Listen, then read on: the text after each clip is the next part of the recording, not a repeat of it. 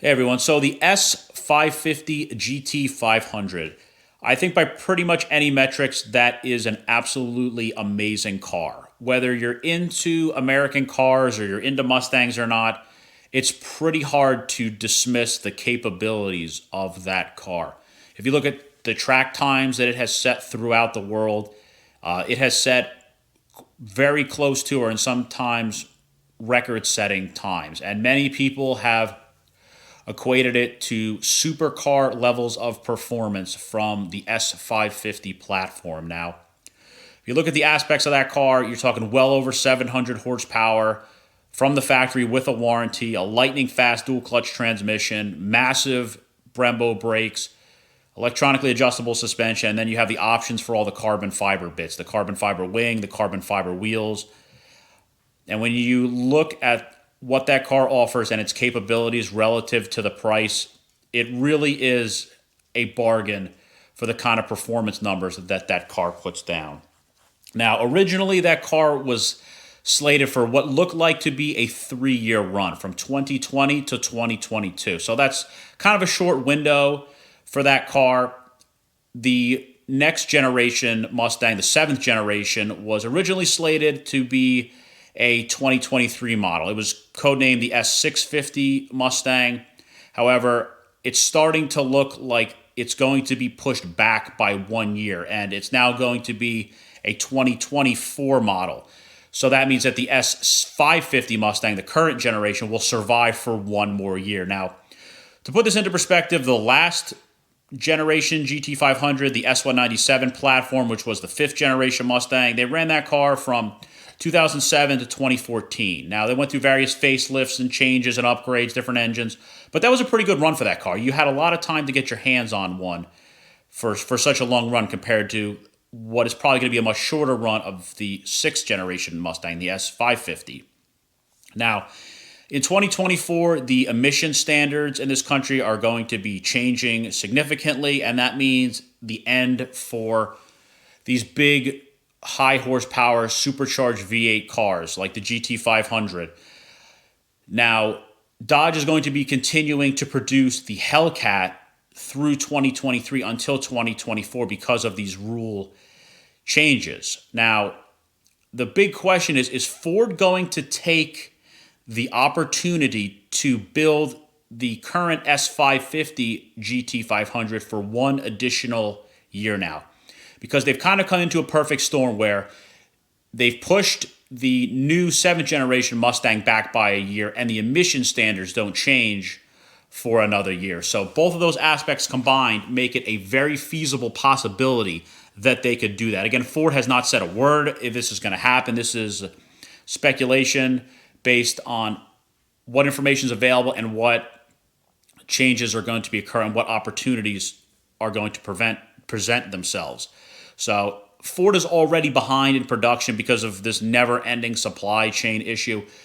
Many of the 2021 GT500 allocations were pushed back into 2022. So anybody that's looking to pick up a 2022 GT500 is already kind of at the back of the line because the 21s got pushed back. So Ford's probably behind on their production numbers from where they wanted to be for the 500. So again, with all this put together, this kind of presents itself that it's probably a good opportunity to allow them to catch up to build the GT500 in the numbers that they wanted to build, to allow the customers to get their hands on these, because there's a very high demand for this car, and a lot of people are concerned about being able to get their hands on one since production has slowed down so much. Now, because of a lot of the stuff going on, the rumor mill is in full swing right now, and some people are saying that Ford is going to be changing the allocation process for 2022. Again, this is complete rumor. Ford has not indicated this at all as of yet, and I don't know if this is going to happen. I think it'd be kind of good if it did based on what they're saying.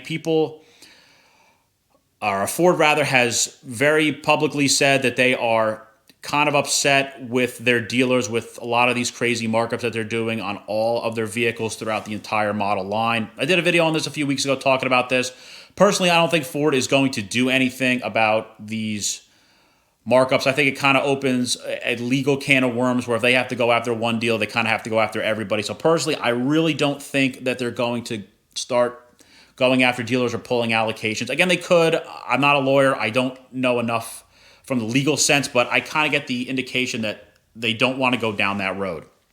But what some people are saying is that Ford is going to allow dealers to submit orders into the system, and then it's up to Ford to either approve or deny those orders. Again, this is complete speculation. I have no idea what they would actually approve or deny the orders on. I can speculate. Now, they could do it on something like MSRP. If they require the dealers to submit an order with a signed, valid legal contract with the price on it, if dealers start submitting orders with markups, they could just deny them to prevent dealers from marking up the cars. And they could, cars that are not marked up, they could approve. It could also be on things like colors. I have a very strong feeling that because they're introducing a Heritage Edition for the 2022 GT500, the situation is going to play out the way the 2020 GT350 Heritage played out, where a lot of people went for that option. And Ford never officially released the production numbers yet, but unofficially, about half of the 2020 GT350Rs ended up being Heritage Editions, and about a third of the base GT350s were Heritage Editions. So if Ford gets 1,000 requests for Heritage cars, and then they get only a handful of requests for some color that's really not that popular, maybe like orange, or maybe race red is not typically a popular color, they may approve those colors earlier, or they might be more inclined to approve a less desired color to keep the production numbers more even rather than being really biased towards one color. It also could be an option thing. The painted stripe option kind of turned into a little bit of a fiasco. There was a lot of issues with that being done correctly the first time. They had to go back a lot. It also slows the production of the car down by like 3 weeks. So something like painted stripes versus a not painted stripe car could be approved a little bit earlier because it's less steps, it's less problematic potentially. And same thing with certain options. If carbon fiber parts are hard to get, base cars might get approved, or certain other options, possibly maybe if with the chip shortage, if say like a tech package car requires more to be produced than a non-tech package car, that could make it easier to produce, and that could get approved earlier than a tech package car. So again, I don't know. This is complete speculation, but I'm guessing that Ford wants to get these cars out the door with as little complication as possible. What I would really like to see Ford do, and this is a little bit of a stretch, but it's not impossible, I'd really like to see Ford start rewarding brand loyalists. Some other high-end car manufacturers have taken steps to keep the cars out of the hands of flippers and to keep these cars from sitting on the dealership lot for 6 months or a year with a massive markup where they sit, and dealers just keep taking bids. They'll see who basically wants to come in and either pay the markup or really close to the markup, and the cars just sit there and do nothing. I know Ford kind of wants to prevent that. So if they tried to get these into the hands of brand loyalists, I think that would help to prevent that. It wouldn't be very hard for Ford to look at a car, and I wouldn't expect them to do this for all 500s, maybe the more exclusive ones like the carbon fiber track pack cars. They make a much smaller amount of those compared to the base cars. For them to look into their own internal Ford system, and you put your name on a car to go buy the car, and they can very easily look at how many other vehicles has this customer purchased from us. If they look at a customer, oh wow, this customer has purchased a handful of cars from us relatively recently, they potentially could reward that customer by saying, thank you for being a very loyal customer. We're going to reward you by allocating you this GT500 carbon fiber track pack car. Again, complete speculation, but I would love to see them do that. And I would also like to see them do what they did on the Ford GT supercar, perhaps on the carbon fiber track pack cars, where do a no sale agreement where like you agree not to sell the car for X amount of years. With the Ford GT, they did that for 2 years where you couldn't sell the car, and they went after the people that tried to break that agreement and sell the car early. If Ford said to me, everyone knows that watches my channel, I'm trying to pick up a GT500 carbon fiber track pack car. If Ford came to me and said, all right, we'll sell you the car if you agree not to sell it for so many years, no problem. I'm not a flipper. I'm not a car dealer. I'm I'm a brand loyalist, and I like and enjoy these cars, and I want to enjoy them for many years. And I'm not looking to buy this car to make money. I'm looking to buy the car to enjoy it. So if they came to me and said, sign this contract not to sell it, no problem. You guys got it. If that makes a difference between getting the sale or not, I will happily sign that contract. So a lot of this is just speculation. We don't know how any of this is going to play out. Yeah, it's really early into the year. They have not started 2022 GT500 production yet. But let me know in the comments what you think.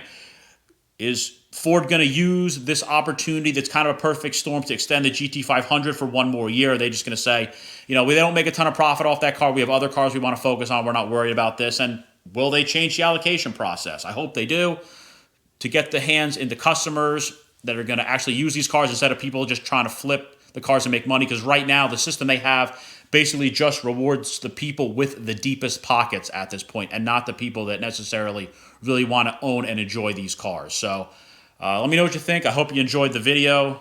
Thanks for watching.